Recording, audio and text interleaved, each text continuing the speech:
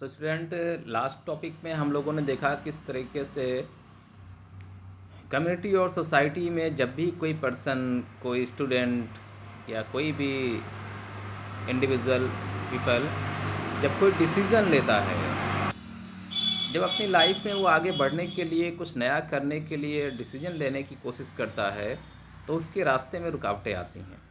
समाज के लोग, परिवार के लोग, नातेदार, रिश्तेदार उसे अपने तरीके से डिसाइड करने के लिए या अलग अलग तरीके के सजेशन देते हैं।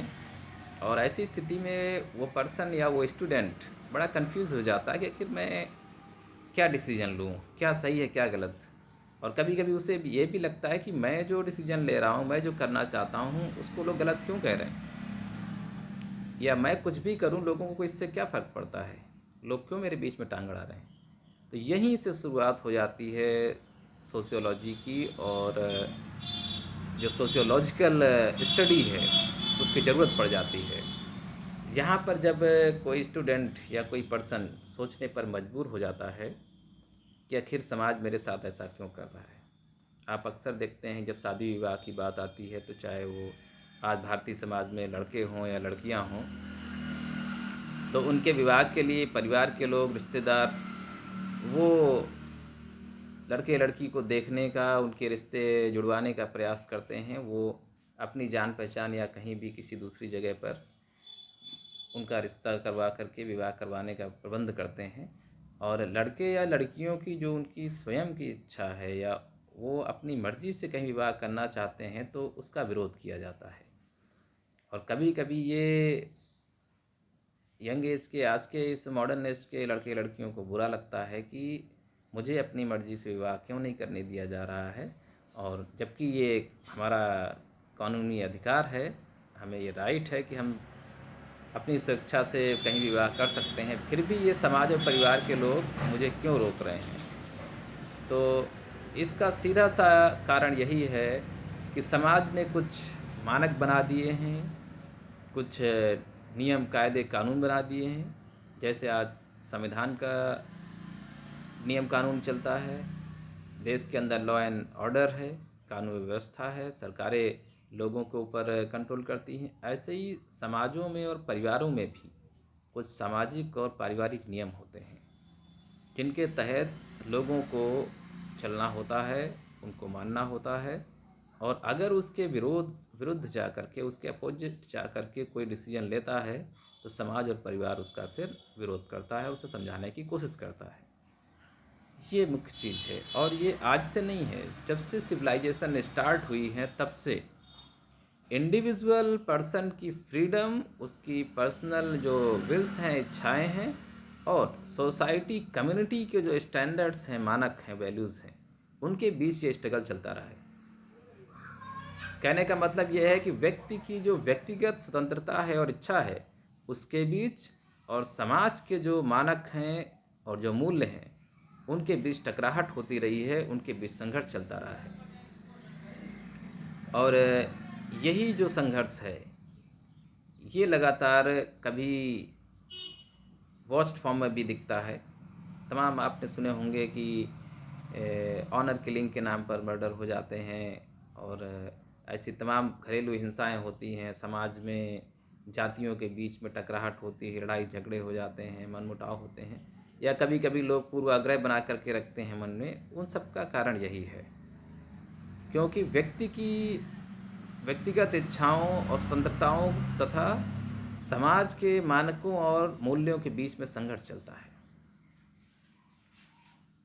व्यक्ति मुक्त होना चाहता है, वो अपनी इच्छा अनुसार, स्वेच्छा के अनुसार जो चाहे वो करना चाहता है, लेकिन समाज उसे वो करने नहीं देता है। समाज कहता नहीं, तुम समाज का एक अभिन्न हिस्सा हो और तुम्हें समाज के बनाए हुए मानकों के अनुसार, मूल्यों के अनुसार ही चलना होगा। आप अपना अलग रास्ता या बिल्कुल स्वतंत्र विचारधारा लेकर के कुछ नहीं कर सकते। तो यहीं से शुरुआत हो जाती है कि आखिर ये सब क्यों हो रहा है, कहाँ से आया है, ये क्या है। तो जो सोशियोलॉजी है, ये जो समाजशास्त्र है, वो इन्हीं सब चीज़ों का अध्ययन है। और इन सभी समस्याओं का समाधान जब हम सोशियोलॉजी में स्टडी करेंगे, क्योंकि ये एक विज्ञान है। Sociology just like a science in which the social and the personal problems can be solved after uh, discussion, debate, and after getting the proper solution according to the sociologist or according to a scientist। एक विज्ञानी की तरह ही समाज की और व्यक्ति की जो समस्याएं हैं उनका भी समाधान निकाला जा सकता है जब हम सोशियोलॉजी की सही से व्याख्या करते हैं, स्टडी करते हैं और उसमें सभी प्रकार की समस्याओं को रख करके उनका एक कोई राइट एग्जैक्ट सोल्यूशन निकालने की कोशिश करते हैं। तो समाजशास्त्र समाज से और व्यक्ति से जुड़ी हुई सभी प्रकार की समस्याओं का समाधान करने में सक्षम है, बशर्ते कि उसका वैज्ञानिक विधि से, साइंटिफिक मेथड से ही। जैसे साइंस में होता है ना, चीज़ों को आपने देखा कि पहले उसमें कुछ ऑब्जर्वेशन होता है, प्रैक्टिकल होते हैं और फिर रिज़ल्ट फाइंड आउट होते हैं और लास्ट में फिर एक क्लियर उसकी थ्योरी और फिलॉसफी बनती है। ऐसे ही यहाँ पर भी होता है। हम सबसे पहले कोई प्रॉब्लम लेते हैं सोसाइटी की या किसी इंडिविजुअल पर्सन की, फिर उसमें कुछ ऑब्जर्वेशन करते हैं, उसके कुछ डेटा कलेक्ट करते हैं, फिर कुछ प्रैक्टिकल्स उसमें करने पड़ते हैं। यहाँ समाजशास्त्र में प्रैक्टिकल जो होते हैं वो डायरेक्ट इंटरव्यू के फॉर्म में हो सकते हैं, या आप ये कह सकते हो कि एक रिसर्च मेथड होता है, सोसाइटी कम्युनिटी के बीच में जाना, लोगों से बात करना, पूछना, और उसके बेसिस पर फिर आगे चल कर के हम उससे कुछ कंक्लूज़न निकालते हैं, तब रिज़ल्ट बनाते हैं और फाइनली फिर उस प्रॉब्लम के लिए, समस्या के लिए सॉल्यूशन को ढूंढ पाते हैं। तो ये भी एक साइंटिफिक मेथड है। सोशियोलॉजी की स्टडी जब आप देखेंगे, समाज का, लोगों का एक जो कॉमन सेंस वाला मैटर है। अगर आपसे कोई कहे कि आप परिवार जानते हैं, तो आप कहेंगे बिल्कुल, मैं परिवार को डिफ़ाइन कर सकता हूँ, परिवार के बारे में जो कुछ मैं बता सकता हूँ। वो एक कॉमन सेंस का, या आपने जो देखा सुना है लाइफ में, वो नॉलेज हो सकता है। तो यहाँ पर कॉमन सेंस से थोड़ा सा हट करके हम उसमें एक साइंटिफिक वे में स्टडी करेंगे, तब वो जा कर के सोशियोलॉजिकल एस्पेक्ट बनेगा और उसके अकॉर्डिंग फिर सॉल्यूशन को हम फाइंड आउट कर पाएंगे। तो सोशियोलॉजी के इस टॉपिक में इतना ही काफ़ी है आज के लिए। और आपको क्या करना है, अपनी बुक में लास्ट पेज में जाएंगे, इस चैप्टर में, फर्स्ट चैप्टर के लास्ट पेज में जाना है और वहाँ पर कुछ टर्मिनोलॉजी है, कुछ वर्ड्स हैं और उनकी डेफिनीशंस हैं, वो लिखी गई हैं, उनको आपको अपनी फेयर नोटबुक में लिखना है। ये मेरी बुक के अकॉर्डिंग पेज नंबर 22 है। यहाँ पर ये ग्लॉसरी वर्ड्स हैं कुछ, जैसे कैपिटलिज्म है, डायलेक्टिक है, ये सभी वर्ड आपको लिखने हैं और इनकी डेफिनेशन भी जो उसमें जैसे लिखा हुआ है उसको लिखना है।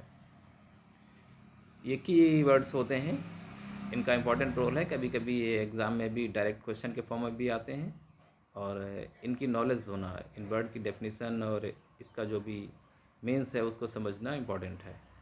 तो इनको आप नोट कर लीजिएगा। और बुक रीडिंग के टाइम में अगर आपको जो भी पॉइंट इम्पॉर्टेंट लग रहे हैं तो उनको टॉपिक वाइज आप नोट्स करते जाइए, नोट्स भी फॉर्म कर सकते हैं।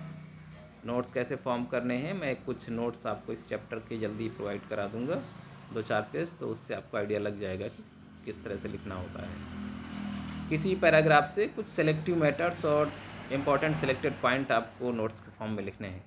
पूरा पैराग्राफ कॉपी नहीं करना है, उसमें से जो भी आपको सेलेक्टिव मैटर लग रहा है उसको लिखना होता है।